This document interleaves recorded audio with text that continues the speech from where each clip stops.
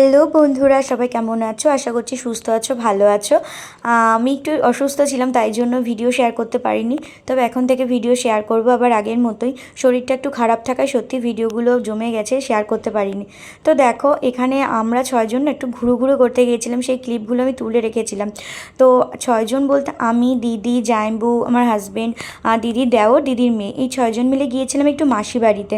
মাসি বাড়ি ছিল হচ্ছে ঠাকুরনগর, আমার মেজো মাসি বাড়িতে।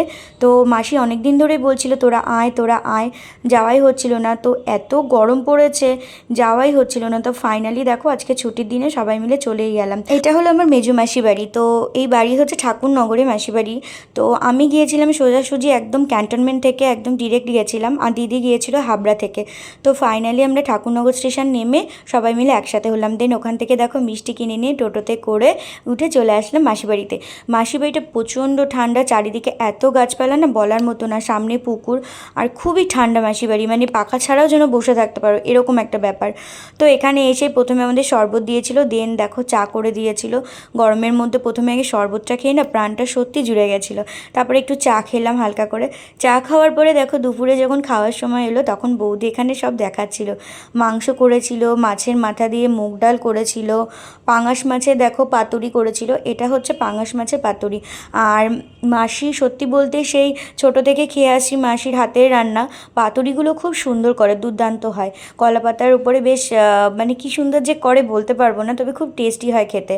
তারপরে ট্যাংরা মাছের পাতুরি করেছিল, কাতলা কালিয়া করেছিল, চাটনি পাঁপড় করেছিল, আর সব শেষে করেছিল হচ্ছে পায়েস।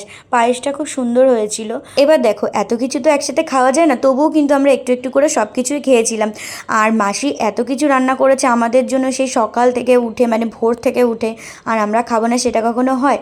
তো যাই হোক, দেখো এখানে সবাই কিন্তু খেতে বসে গেছে। 3 জামাই বসেছিল, আর দিদি ওর মেয়েকে খাওয়াচ্ছিল, সাথে দাদার মেয়ে বসেছিল খেতে। তো প্রথমে দেখো ওরা তো খেতে বসেছিল, আর ওদের সাথে দাদাও বসে গিয়েছিল, আর মামামকে দিদি খাওয়াচ্ছিল, সাথে বোনও ছিল।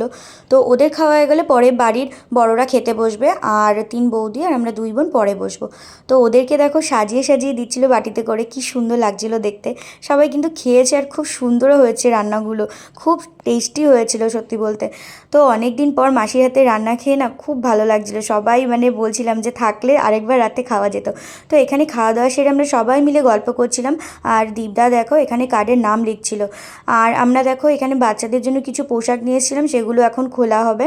তো এইগুলো করতে করতে আমাদের সময় কেটে গেছিলো।